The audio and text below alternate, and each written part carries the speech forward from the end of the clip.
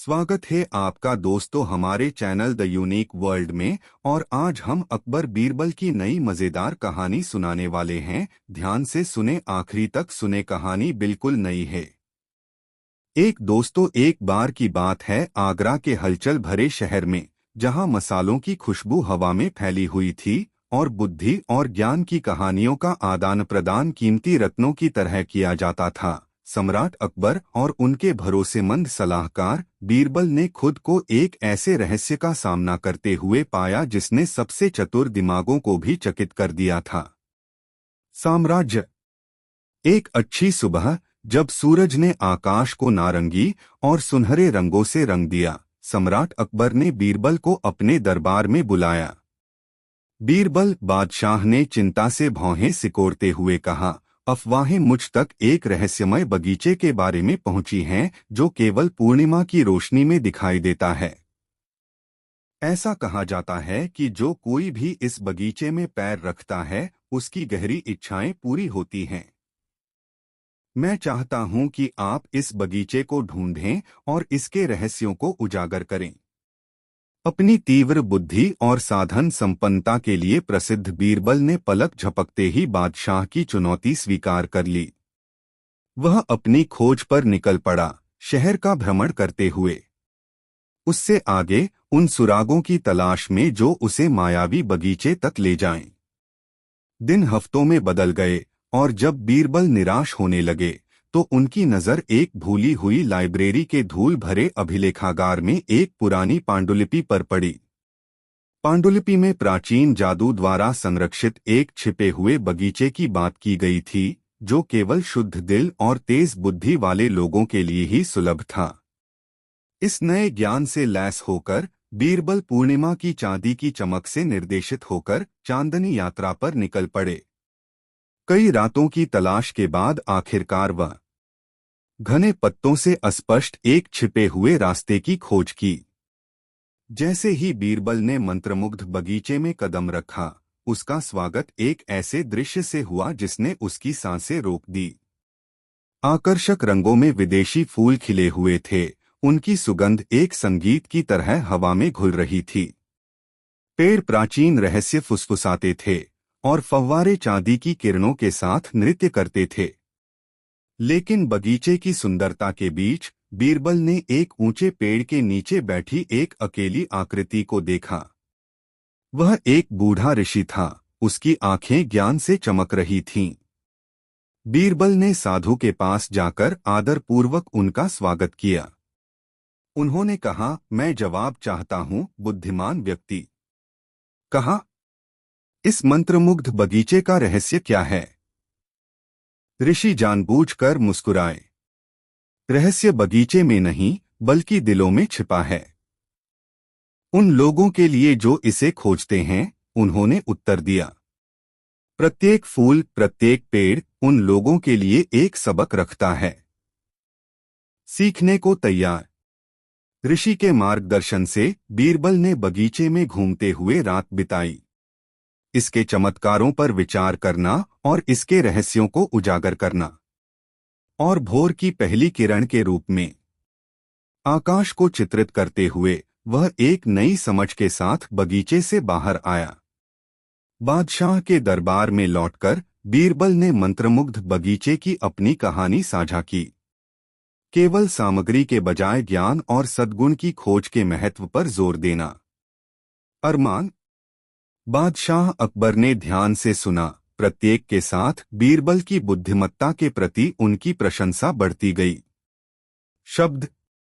सचमुच बीरबल, उसने कहा, तुमने न केवल रहस्य सुलझा लिया है बल्कि यह भी सुलझा लिया है। आपकी अंतर्दृष्टि से हमारे हृदय समृद्ध हुए। सबसे बड़े खजाने वे हैं जो भीतर पाए जाते हैं। और इस तरह मंत्रमुग्ध बगीचे की कहानी राज्य में एक पसंदीदा किंवदंती बन गई। अकबर और बीरबल की एक अनुस्मारक की सच्ची संतुष्टि उस चीज से नहीं आती जो हमारे पास है, बल्कि उस ज्ञान और सद्गुण से जो हमारे भीतर रहता है। दोस्तों, वीडियो को लाइक जरूर कर दे। दोस्तों, एक बार की बात है, अकबर के दरबार में चालाक चूहा और उसके मित्र खुरदूस बिल्ली की कहानी थी। चालाक चूहा, जो हमेशा से अकबर को परेशान करने की कोशिश करता था, एक दिन अपनी मित्र खुरदूस बिल्ली के साथ एक अद्भुत सफर पर निकल पड़ा। चूहा ने खुरदूस बिल्ली को बताया, हमें शहर के बाहर की यात्रा पर जाना चाहिए। वहां हमें नए और रोचक स्थानों का अनुभव होगा। खुरदूस बिल्ली, जो हमेशा उसके साथ होती थी, सहमति दे दी। चालाक चूहा और खुरदूस बिल्ली ने अपना सफर शुरू किया, लेकिन रास्ते में उन्हें बड़ा ही आश्चर्यजनक संघर्ष का सामना करना पड़ा। एक बड़ा अजीब दिनस्थ होने के बाद उन्होंने अक्सर एक सुंदर बाग में पहुंचा। चूहा और खुरदूस बिल्ली ने बाग की सुंदरता का आनंद लिया, लेकिन फिर उन्हें एक बड़ा भयंकर सांप नजर आया। सांप ने उन्हें देखते ही अपना मुंह खोल लिया। चूहा ने तत्काल कार्रवाई की। उसने खुरदूस बिल्ली को कहा, ध्यान से सुनो, जब यह सांप हमें देख रहा था, मैंने देखा कि उसके मुंह से आग निकल रही थी। यह शायद किसी राज का संकेत हो सकता है। खुरदूस बिल्ली ने चूहे की बात पर गौर किया और तत्काल समझा कि सांप के मुंह से आग निकलने का राज यह था कि यह वहां के एक गुप्त खजाने की सूचना देना चाहता था। चूहा और बिल्ली ने सांप से उस गुप्त खजाने के बारे में बात की और सांप ने उन्हें उसके स्थान का नक्शा भी दिया। इस तरह चालाक चूहा और खुरदूस बिल्ली ने उस गुप्त खजाने को खोज निकल पड़ा। वहां पहुंचकर उन्होंने एक विशाल संग्रहालय का दर्शन किया, जो कि अकबर के राज्य में भी किसी को नहीं पता था। इस घटना के बाद अकबर ने चूहे की चालाकी की प्रशंसा की और उसने उसे और उसकी मित्र बिल्ली को उपहार दिया। लेकिन चूहे ने इसके बजाय उपहार के लिए उसे कुछ और चाहने के लिए कहा। इस घटना से चूहा ने सीखा कि सच्ची खुशियां अधिकतम चीजों के संचय में नहीं, बल्कि अपने यात्रा के साथ जुड़े अनुभवों में होती हैं। दोस्तों, कहानी कैसी लगी कमेंट में जरूर बताएं। एक गांव में एक चालाक दादा रहते थे जिनका नाम रामलाल था। वे गांव के सबसे बुद्धिमान और चतुर व्यक्ति थे। उनके पास एक पोता था जिसका नाम श्यामलाल था। श्यामलाल भी अपने दादा की तरह ही चतुर और होशियार था। एक बार श्यामलाल ने अपने दादा से पूछा, दादा, हमें एक नया खेत का क्या बुआई करना चाहिए? रामलाल ने हंसते हुए कहा, श्यामला, हम इस बार अनोखी बुआई करेंगे। हम अंडे बुआएंगे। श्यामलाल को इस विचार से हैरानी हुई, लेकिन उसने अपने दादा के साथ मिलकर उनकी इस अजीब बुआई को आगे बढ़ाया। उन्होंने एक छोटे से प्रायोगिक बाल्टी को खोदा और उसमें अंडे रखे। फिर उन्होंने उसे धूप में रख दिया। कुछ ही दिनों में उन अंडों से छोटी चिड़ियों ने जन्म लिया। वे चिड़िया किसी विचार में अपनी नई माता की उत्साहित हो गईं। जैसे ही यह खबर गांव के लोगों तक पहुंची, सभी चौंक गए। वे रामलाल और श्यामलाल के घर पहुंचे और अपनी आंखों का विश्वास नहीं कर पाए कि कैसे अंडों से चिड़ियों ने जन्म लिया। रामलाल और श्यामलाल ने खुद को मुस्कुराते हुए पाया, क्योंकि उन्होंने यह अद्भुत प्रसंग अपने चालाकी के साथ साझा था। यह कहानी हमें यह शिक्षा देती है कि किसी भी समस्या का हल ढूंढने के लिए हमें अपने बुद्धि और आलोचनात्मक चिंतन का सहारा लेना चाहिए। बुद्धिमानता और आविष्कारी विचार द्वारा ही हम अद्भुत राह का पता लगा सकते हैं। दोस्तों, वीडियो को लाइक जरूर कर दे और चैनल को सब्सक्राइब कर ले। बीरबल हमेशा एक बात कहते थे कि जो होता है अच्छे के लिए ही होता है। बादशाह अकबर उसकी इस बात को हमेशा गलत ठहराते थे। एक दिन तलवार को संभालते समय बादशाह की छोटी उंगली कट गई।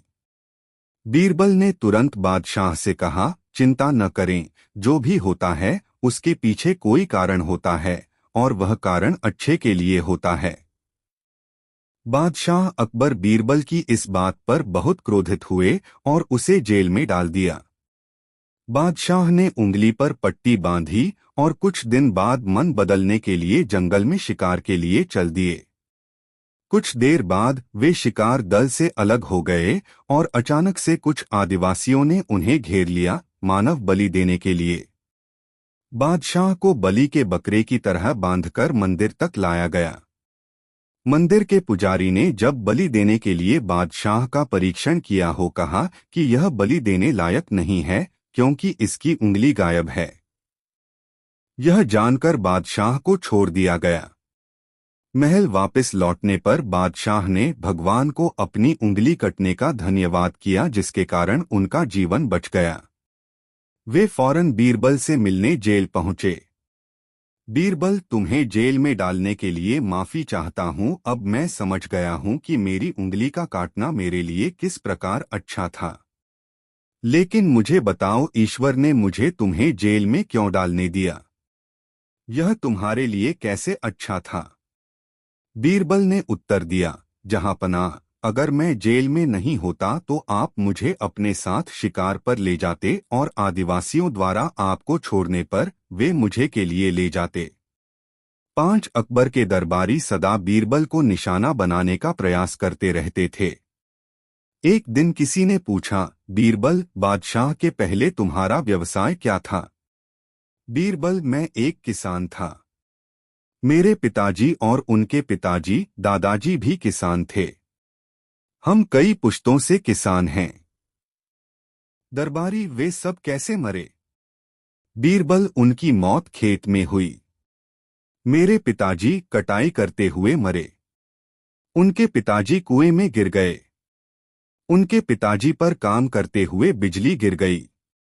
दरबारी, तब तो तुम्हारा व्यवसाय एक दुर्भाग्यशाली व्यवसाय है। बीरबल, तुम्हारे परिवार का व्यवसाय क्या है? दरबारी, हम सब सैनिक हैं। बीरबल, तुम्हारे पिता की मृत्यु कैसे हुई? दरबारी, वह लड़ाई के मैदान में मारे गए थे। बीरबल, और उनके पिताजी? दरबारी, वह भी लड़ाई में मारे गए थे। बीरबल, तो एक सैनिक का व्यवसाय भी दुर्भाग्यशाली है। थोड़ी देर रुककर बीरबल बोले, बादशाह के सभी पूर्वज पलंग पर मरे थे। आपकी बहस के अनुसार पलंग पर सोना भी खतरनाक है। शिक्षा, भाग्य का किसी व्यवसाय से कोई संबंध नहीं है। कुछ व्यवसाय तो दूसरों से भी खतरनाक होते हैं। एक सुरक्षित नौकरी भी भाग्यशाली अंत की गारंटी नहीं देती, क्योंकि मृत्यु तो सबकी होती है, हम चाहे कितने भी भाग्यशाली हों। एक दिन दरबार में बादशाह जब पधारे तो देखा कि बीरबल नहीं है। बीरबल के न रहने से कामकाज बिल्कुल बंद हो जाता था। आज दरबार में आने के लिए उन्हें ज्यादा ही देर हो गई थी। बादशाह ने अपने सेवक को बीरबल के पास भेजा। बादशाह का संदेश सुनकर बीरबल ने उस सेवक से कह दिया कि चलो मैं आता। सेवक को आए जब आधा घंटा बीत गया तो बादशाह का बड़ा आश्चर्य हुआ। उन्हें बीरबल की प्रतीक्षा असहनीय हो उठी। उन्होंने दूसरे सेवक को भेजा। इस सेवक को भी बीरबल ने वापस कर दिया। सेवक ने आकर कहा, जहांपनाह, वे कह रहे हैं, चलो मैं आता हूं। बादशाह को सुनकर ढाढ़स बंधा। 1 घंटा फिर बीत चला किंतु बीरबल का कहीं पता नहीं था। बादशाह झुंझला उठे। अब बीरबल के विरोधियों को अवसर मिल गया। उन्होंने बीरबल की निंदा करके बादशाह के गुस्से को और भी भड़का दिया। इस बार उन्होंने हथियारबंद 2 सिपाही भेजे और हुक्म दिया कि बीरबल को पकड़कर ले आओ। बादशाह का हुक्म मानकर सिपाही वहां गए, किंतु बीरबल को पकड़कर ले चलना हंसी खेल न था। सब सिपाही भय से कांप रहे थे। डरते डरते एक सिपाही ने बादशाह का संदेश सुनाया। यह सुनते ही बीरबल समझ गए कि देर करना उचित नहीं है। वे शीघ्र कपड़े आदि बदलकर उन्हीं सिपाहियों के साथ दरबार के लिए चल दिए। दरबार में पहुंचकर बादशाह को अदब से प्रणाम करके बीरबल अपने स्थान पर बैठ गए। बादशाह ने बीरबल से हुक्मोदूली का कारण पूछा। बीरबल बोले, आलीजाह, मेरा छोटा लड़का रो रहा था, मैं उसे बहलावा देकर चुप करवाना चाहता था। अभी तक वह शांत न हो सका। यह सुनकर बादशाह बोले, यह तुम्हारी कोरी बनावटी बात है। लड़क को बहलावा देने के बहाने तुम मुझको बहलाते हो। अच्छा बताओ, ऐसी कौन सी बात थी जिसे लड़का नहीं मानता था? जो वह चाहता था उसे दे देते तो लड़का नहीं रोता। तुमने मेरी आज्ञा का उल्लंघन किया। यह अच्छा नहीं हुआ। यदि सचमुच तुम लड़के का रोना प्रमाणित नहीं करोगे तो तुम्हें निश्चित ही सजा दी जाएगी। बीरबल बोले, जहांपनाह, मैंने लड़के को शांत करने का बहुत प्रयत्न किया किंतु असफल रहा।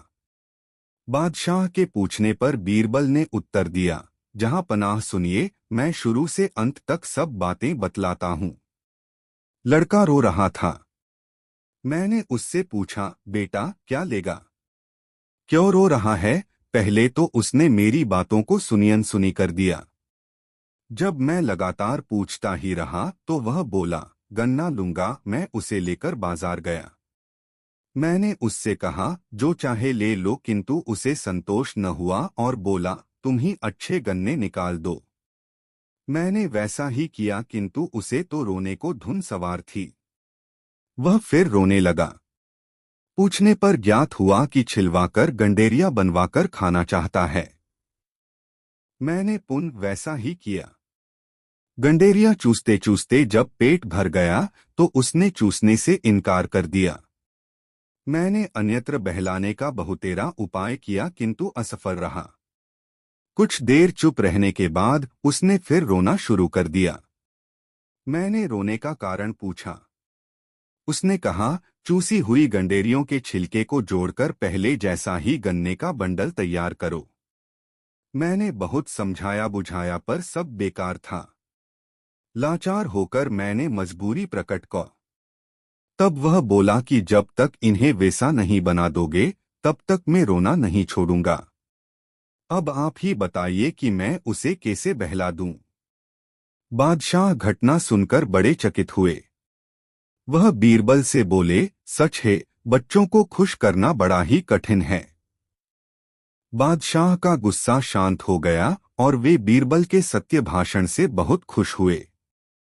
तीन दोस्तों, एक वक्त की बात है, बादशाह अकबर किसी एक बात को लेकर बहुत परेशान रहने लगे थे। जब दरबारियों ने उनसे पूछा तो बादशाह बोले, हमारे शहजादे को अंगूठा चूसने की बुरी आदत पड़ गई है। कई कोशिश के बाद भी हम उनकी यह आदत छुड़ा नहीं पा रहे हैं। बादशाह अकबर की परेशानी सुनकर किसी दरबारी ने उन्हें एक फकीर के बारे में बताया जिसके पास हर मर्ज का इलाज था। फिर क्या था, बादशाह ने उस फकीर को दरबार में आने का निमंत्रण दिया। जब फकीर दरबार में आया तो बादशाह अकबर ने उन्हें अपनी परेशानी के बारे में बताया। फकीर ने बादशाह की पूरी बात सुनकर परेशानी को दूर करने का वादा किया और 1 हफ्ते का समय मांगा। जब 1 हफ्ते के बाद फकीर दरबार में आया तो उन्होंने शहजादे को अंगूठा चूसने की बुरी आदत के बारे में प्यार से समझाया और उसके नुकसान भी बताए। फकीर की बातों का शहजादे पर बहुत प्रभाव पड़ा और उसने अंगूठा न चूसने का वादा भी किया। सभी दरबारियों ने यह देखा तो बादशाह से कहा, जब यह काम इतना आसान था तो फकीर ने इतना समय क्यों लिया? आखिर उसने क्यों दरबार का और आपका समय खराब किया? बादशाह दरबारियों की बातों में आ गए और उन्होंने फकीर को दंड देने की ठान ली। सभी दरबारी बादशाह का समर्थन कर रहे थे, लेकिन बीरबल चुपचाप था। बीरबल को चुपचाप देख अकबर ने पूछा, तुम क्यों शांत हो बीरबल ने कहा, जहांपनाह, गुस्ताखी माफ हो, लेकिन फकीर को सजा देने के स्थान पर उन्हें सम्मानित करना चाहिए और हमें उनसे सीखना चाहिए। तब बादशाह ने गुस्से में कहा, तुम हमारे फैसले के खिलाफ जा रहे हो। आखिर तुमने ऐसा सोच भी कैसे लिया? जवाब दो। तब बीरबल ने कहा, महाराज, पिछली बार जब फकीर दरबार में आए थे तो उन्हें चूना खाने की बुरी आदत थी। आपकी बातों को सुनकर उन्हें अपनी गलती का एहसास हुआ।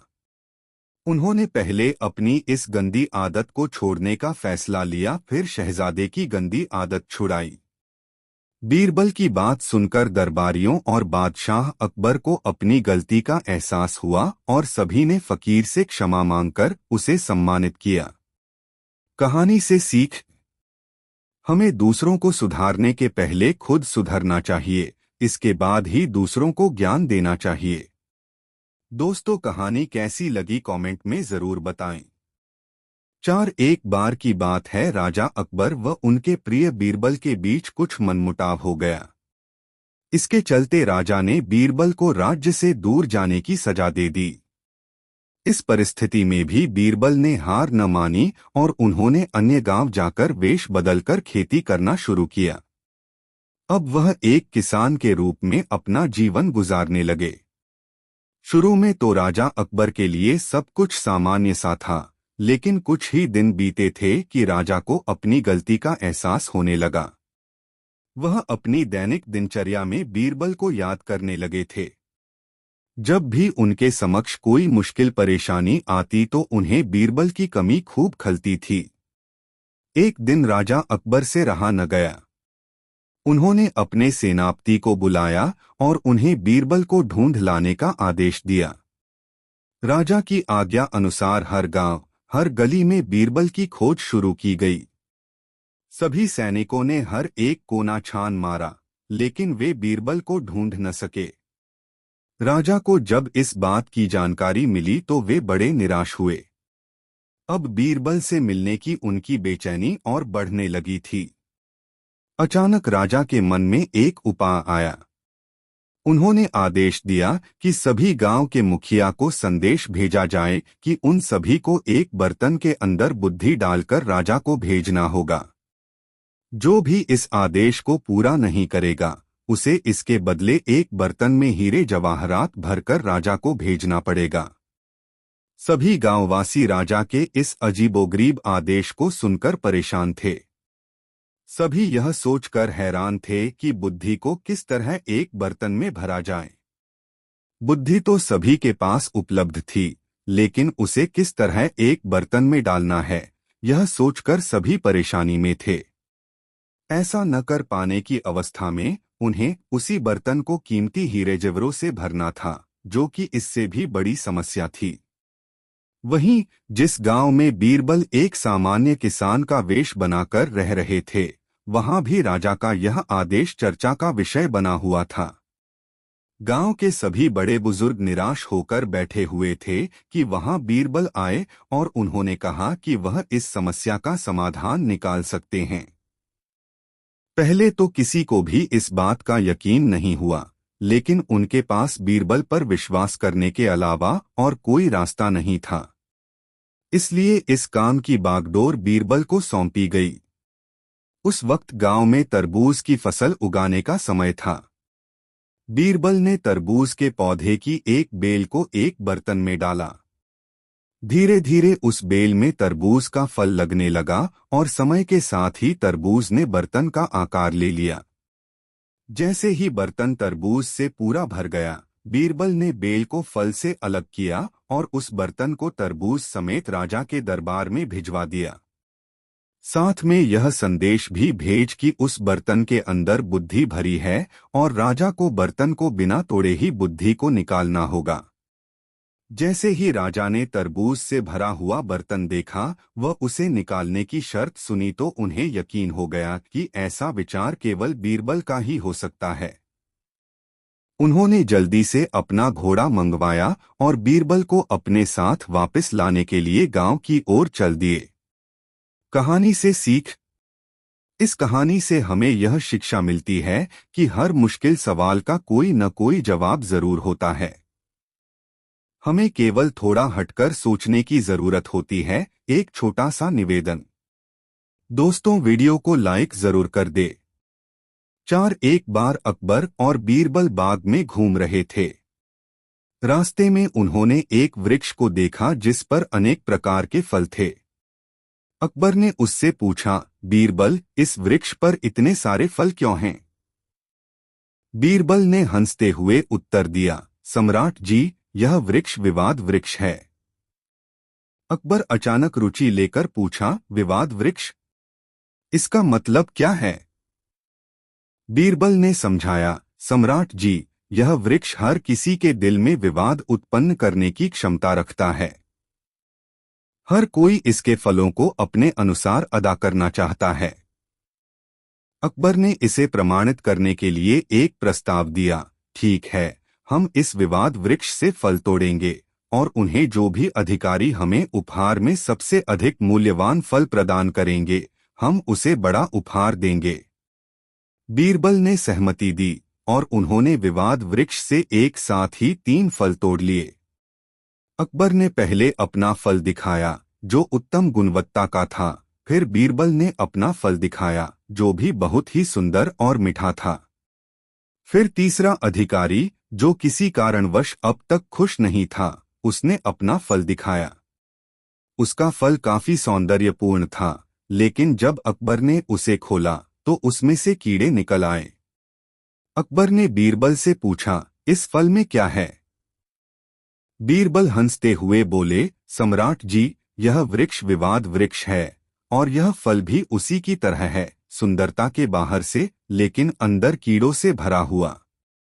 अकबर ने बीरबल के हार जीतने के लिए उन्हें बधाई दी और समझ गए कि विवाद वृक्ष हमें विचारशीलता और धैर्य से काम करने की सीख देता है। दोस्तों, वीडियो को लाइक कर दे।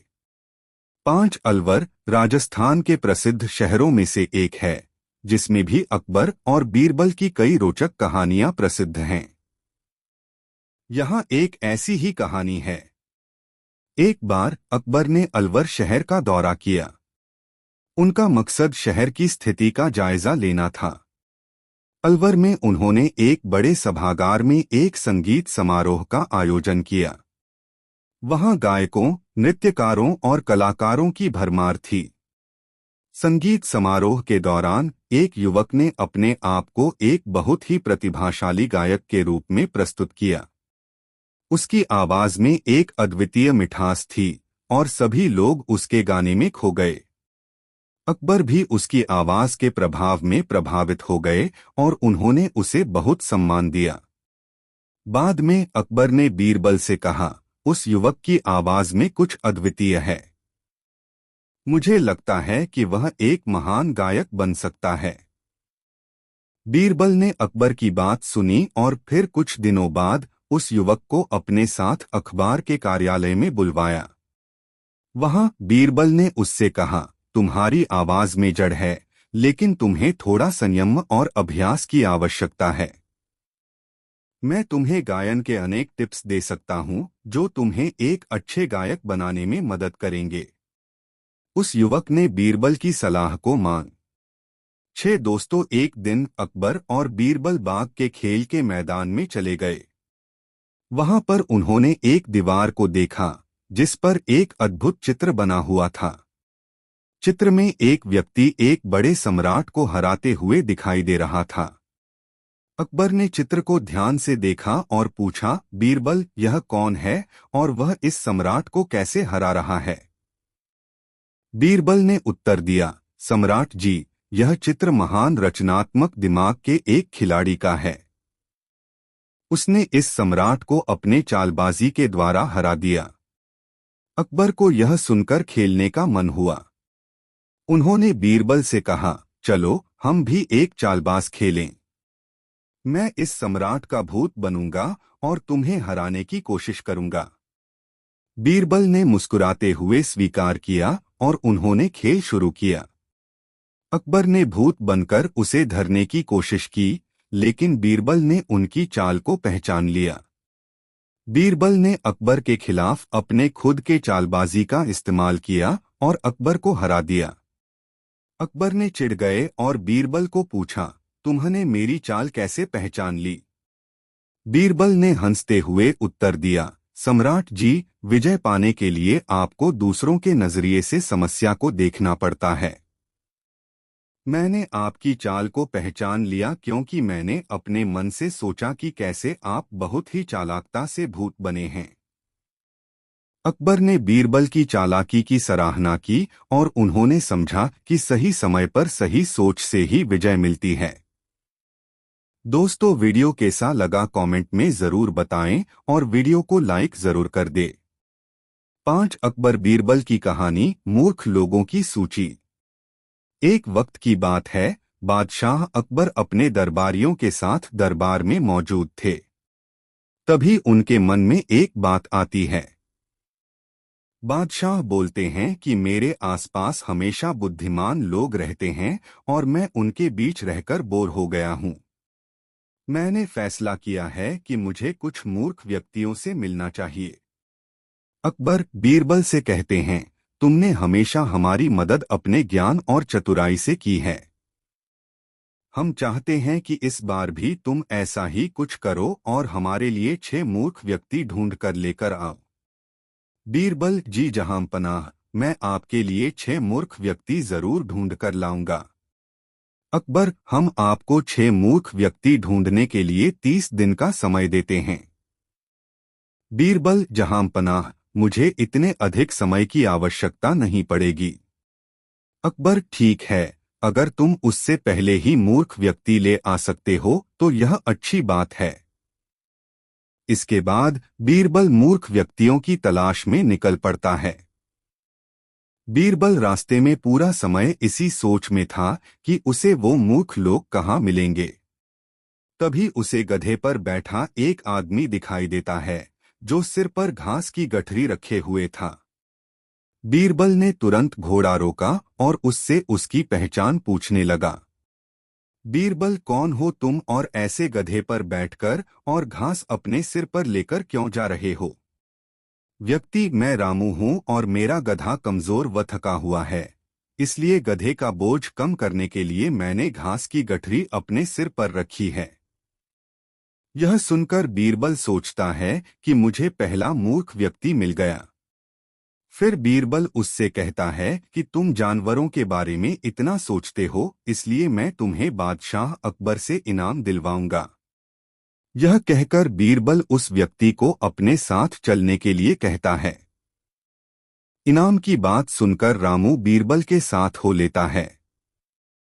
बीरबल और रामू कुछ दूर चले ही थे कि बीरबल को 2 व्यक्ति आपस में लड़ाई करते हुए दिखाई दिए। बीरबल उन दोनों व्यक्तियों को लड़ने से रोकता है और उनसे पूछता है कि तुम दोनों कौन हो और किस बात के लिए लड़ रहे हो। पहला व्यक्ति, जनाब, मेरा नाम चंगू है। दूसरा व्यक्ति, और मेरा मंगू है। मंगू, जनाब, मुझे चंगू कहता है कि इसके पास शेर है जिसे वो मेरी गाय के शिकार के लिए छोड़ेगा। चंगू, हाँ, मैं ऐसा ही करूंगा और मुझे बहुत मजा भी आने वाला है। बीरबल, कहाँ है तुम लोगों की गाय और शेर? मंगू, जनाब, जब भगवान हमें वरदान देने आएंगे तो मैं उनसे गाय मांगूंगा और चंगू शेर मांगेगा, जिसे यह मेरी गाय पर छोड़ने की बात कर रहा है।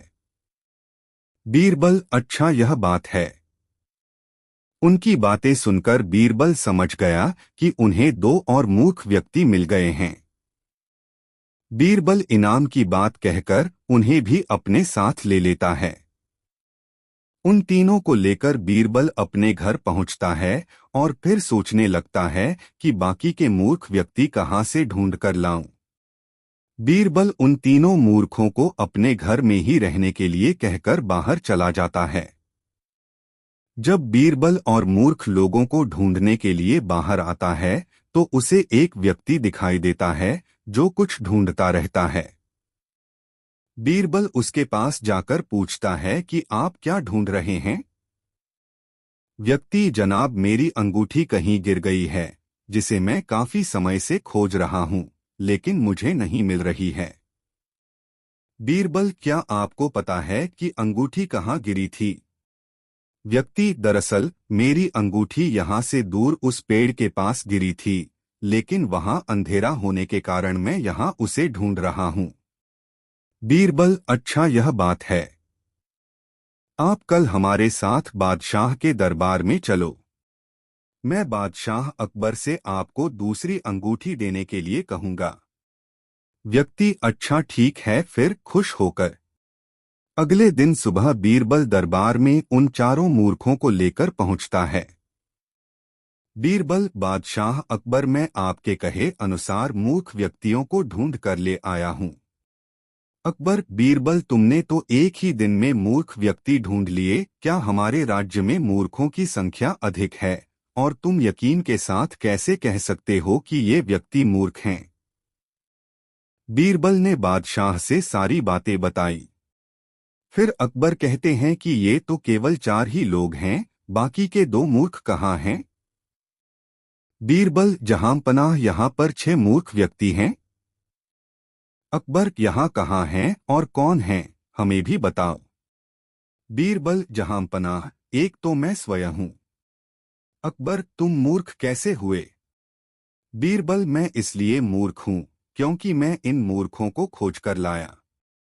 अकबर, फिर अकबर हंसने लगता है और कहता है कि मैं समझ गया कि दूसरा मूर्ख कौन है, पर मैं तुमसे सुनना चाहता हूँ। बीरबल, दूसरे आप हैं जहां पनाह, जो आपने मुझे मूर्ख व्यक्तियों को लाने के लिए कहा। बीरबल की बातें सुनकर अकबर उसकी प्रशंसा करने लगते हैं और कहते हैं कि बीरबल के पास हर सवाल का जवाब होता है। कहानी से सीख। दिमाग और चतुराई से हर मुश्किल काम आसान हो सकता है, लेकिन ऐसे कामों में अपना कीमती समय व्यर्थ नहीं करना चाहिए जिसका कोई मतलब न हो। दोस्तों, वीडियो कैसा लगा कमेंट में जरूर बताएं। 7 बादशाह अकबर के राज्य में एक व्यापारी आया। उसे गर्मी लगी तो उसने नदी पर स्नान करने की सोची। उसने अपने सारे गहने अपने कपड़ों के साथ कमरे के एक कोने में रख दिए और नहाने चला गया। जब वह नहाकर वापस आया तो देखा कि उसके गहने गायब हैं। उसने अपने सभी नौकरों से पूछा, मगर ये जानने में असफल रहा कि किसने गहने चुराए हैं। तब व्यापारी इस समस्या को सुलझाने के लिए अकबर के पास गया। अकबर ने यह समस्या बीरबल को दी। बीरबल ने व्यापारी को अगले दिन अपने सभी नौकरों के साथ दरबार में आने के लिए कहा। अगले दिन जब नौकर दरबार में आए तो बीरबल ने हर नौकर को एक छड़ी दी और कहा, मैं तुम सबको एक समान छड़ियाँ देता हूँ, लेकिन ये छड़ियाँ जादुई हैं। जब ये किसी चोर के पास होती हैं तो एक दिन में 1 इंच बढ़ जाती हैं। अगर तुमने अपने मालिक के गहने चुराए हैं तो तुम्हारी छड़ी कल तक 1 इंच बढ़ जाएगी। इसलिए अब अपनी अपनी छड़ी लेकर घर जाओ और कल मेरे पास आना। अगली सुबह दरबार लगा और व्यापारी व उसके नौकर अपनी अपनी छड़ी के साथ पहुंचे। बीरबल ने सबकी छड़ियां लेकर उन्हें एक साथ रख दिया।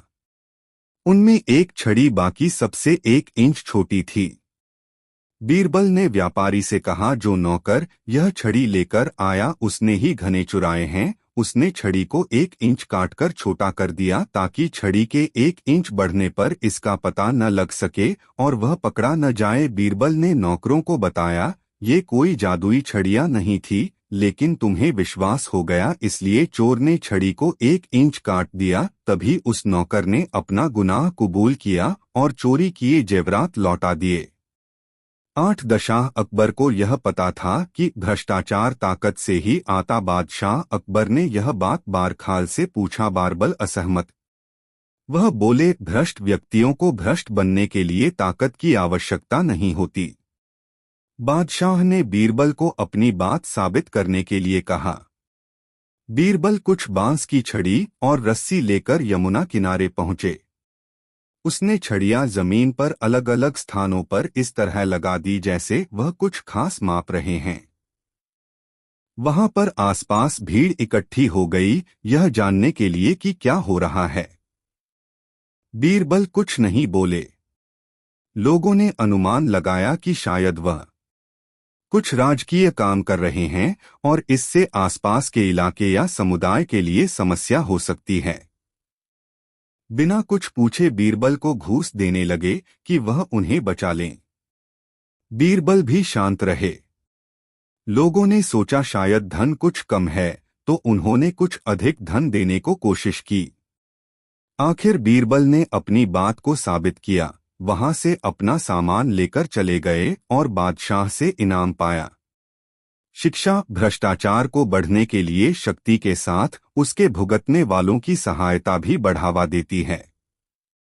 अगर कोई व्यक्ति कमजोर है और जल्द लाभ के लिए भ्रष्टाचार को बढ़ावा देता है तो भ्रष्ट व्यक्ति फलने फूलने लगता है।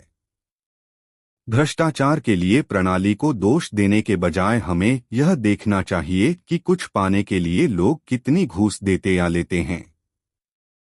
9 एक दिन बादशाह ने बीरबल से पूछा, क्यों बीरबल, हमारे राज्य में कोई ऐसा भी है जो सर्दियों की इस रात में बाहर पानी में खड़ा रहे?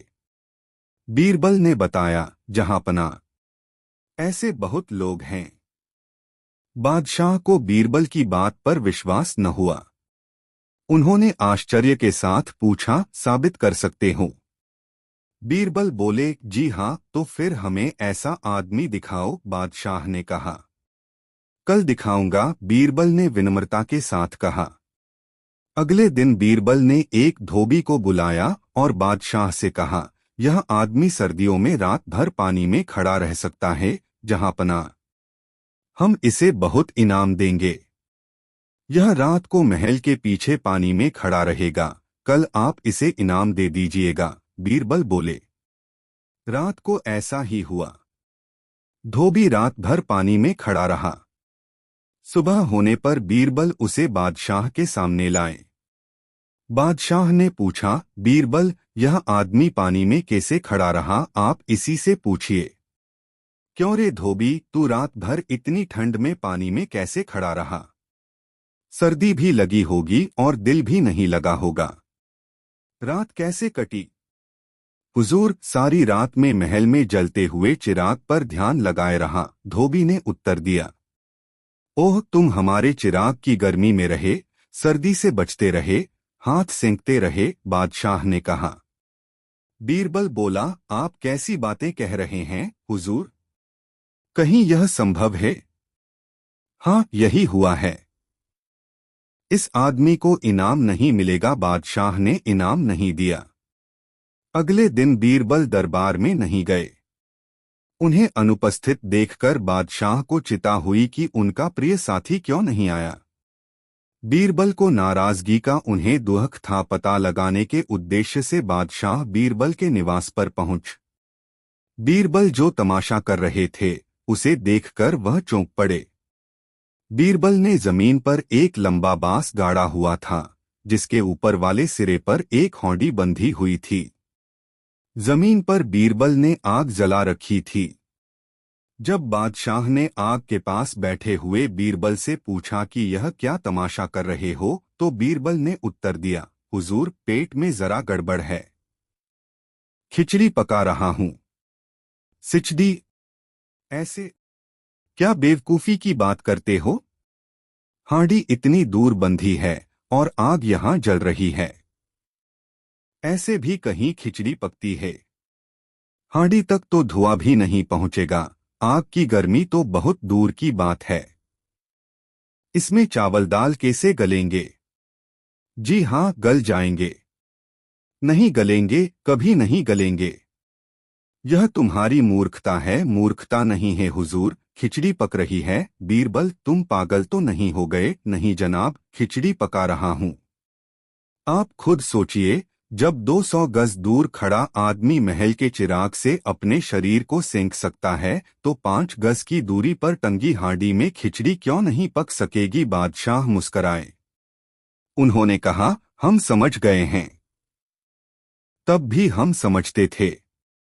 हमने जानबूझकर इनाम नहीं दिया था। हम देखना चाहते थे कि तुम क्या करिश्मा करोगे। अब हमने देख लिया कि तुम सचमुच बुद्धिमान हो। उस धोबी को कल मुहमांगा इनाम मिल जाएगा। और अगले ही दिन धोबी दरबार में बुलाया गया। बादशाह ने उसे को इनाम दिया। धोबी खुश हो गया। साथ दोस्तों, एक दिन अकबर ने अपने दरबार में एक विशाल दान कार्यक्रम का आयोजन किया।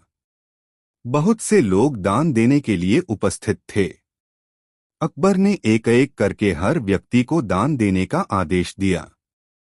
एक गरीब आदमी भी उपस्थित था, लेकिन उसके पास कुछ नहीं था जो वह दान कर सकता था। उसने अकबर से कहा, हुजूर, मेरे पास कुछ नहीं है जो मैं आपको दान कर सकूं।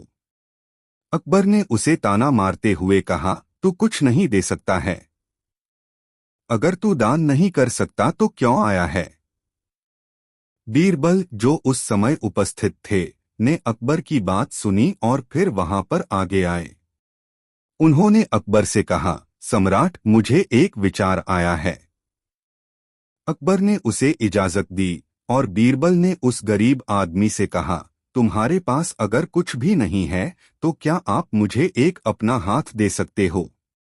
गरीब आदमी अचंभित हो गया और अपना हाथ बीरबल को दिया। बीरबल ने उसका हाथ पकड़ा और अकबर को देखते हुए कहा, सम्राट, यह हाथ ही उसका सबसे अमूल्य दान है। यह हाथ उसका अनमोल संपत्ति है जो उसने आपको समर्पित किया है। अकबर ने बीरबल के विचार को समझा और गरीब आदमी के हाथ को पकड़ा। उसने उसे आशीर्वाद दिया और उसे सोने और धन से भरा हुआ एक संदूक भी दिया। इस कहानी से हमें यह सीखने को मिलता है कि दान का सच्चा महत्व है और अक्सर सबसे अमूल्य चीज वह होती है जो हमारे पास सबसे कम होती है। दोस्तों, वीडियो को लाइक जरूर कर दे।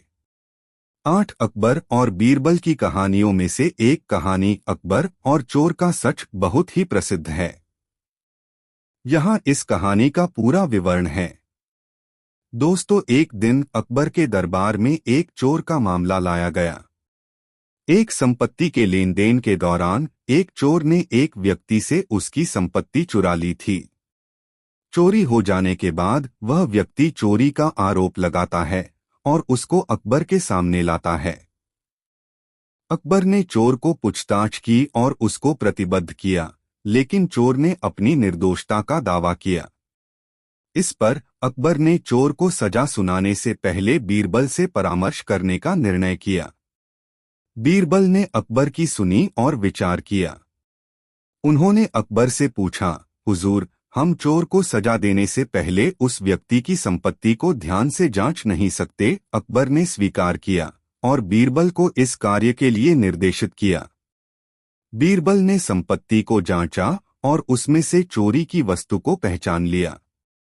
इसके बाद उन्होंने अकबर के सामने व्यक्ति को लाया और अकबर को सच्चाई बताई। वह चोर नहीं था, बल्कि वह निर्दोष था।